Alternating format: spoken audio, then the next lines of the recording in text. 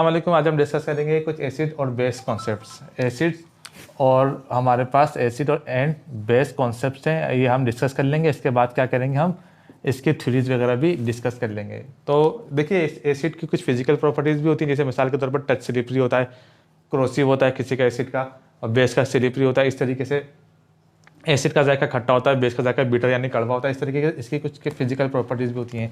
लेकिन आज हम डिस्कस करने वाले हैं केमिकल प्रॉपर्टीज़। तो केमिकल कॉन्सेप्ट्स आज हम डिस्कस करेंगे, इसके बाद उनकी थ्योरीज भी डिस्कस करेंगे आगे की क्लासेस में।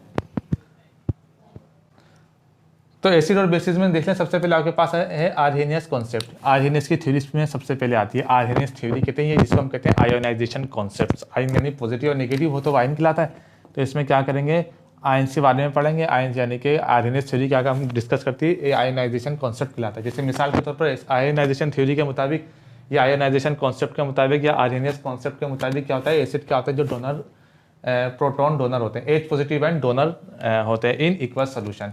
यानी कि जब इनको पानी में डिसॉल्व किया जाता है तो क्या काम करते हैं, एच पॉजिटिव आयन को ये रिलीज करते हैं इक्वस सोल्यूशन में। यानी आबी मिलुल में एसिड्स वो होते हैं, जब इनको पानी में डिसॉल्व करते हैं आबी मिलुल में क्या काम करते हैं, ये एच पॉजिटिव आयन को डोनेट करते हैं, खारिज करते हैं, रिलीज करते हैं, डोनेट करते हैं। इसकी मिसाल हम इस तरीके से ले सकते हैं, HCl ले लें। HCl मिसाल के तौर पर आपके पास HCl है, HCl जब भी उसको पानी में हम डिसॉल्व करेंगे तो क्या करेगा, ये एच पॉजिटिव और टूट जाएगा।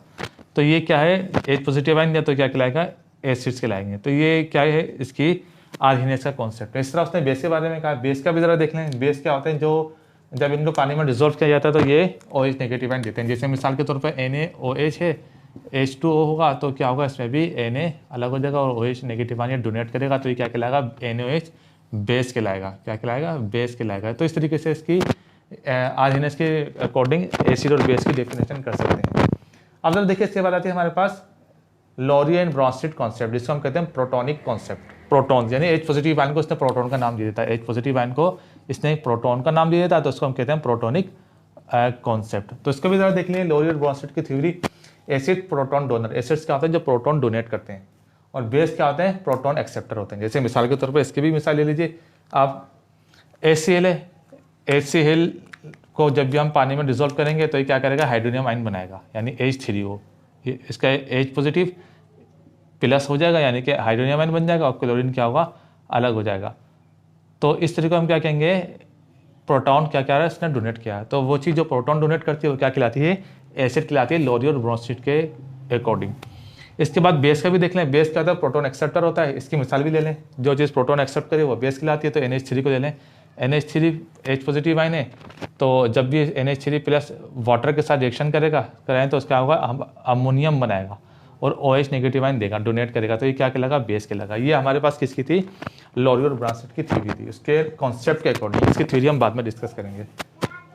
अब लेविस कॉन्सेप्ट भी देख लीजिए। लेविस कॉन्सेप्ट, इसको हम कहते हैं इलेक्ट्रॉनिक कॉन्सेप्ट। जो सबसे परफेक्ट और सबसे जो ज़्यादा पढ़े जाने वाला कॉन्सेप्ट, जो सही जो माना जाता है, वो ये वाला कॉन्सेप्ट है। कौन सा, लेविस का कॉन्सेप्ट, इलेक्ट्रॉनिक कॉन्सेप्ट। इसके अकॉर्डिंग क्या होता है, एसिड क्या होता है, जो इलेक्ट्रॉन पेयर एक्सेप्ट करते हैं, और बेस क्या होते हैं, जो इलेक्ट्रॉन पेयर डोनेट करते हैं। तो ज़रा देख लें, इसके भी आप देख लें, एसिड क्या होते हैं, इलेक्ट्रॉन पेयर क्या काम करते हैं, एक्सेप्ट करते हैं। एसिड्स क्या होते हैं, इसके मुताबिक, लेविस कॉन्सेप्ट के मुताबिक, कि एसिड्स क्या, इलेक्ट्रॉन पेयर क्या काम करेंगे, एक्सेप्ट करेंगे। जैसे मिसाल के तौर पर आपके पास AlCl3 हो गया। इसकी मिसाल आप इस तरीके से ले सकते हैं, AlCl3 प्लस Cl, तो उसके देख लें इस तरीके से, वैलेंस शेल में एक इलेक्ट्रॉन है।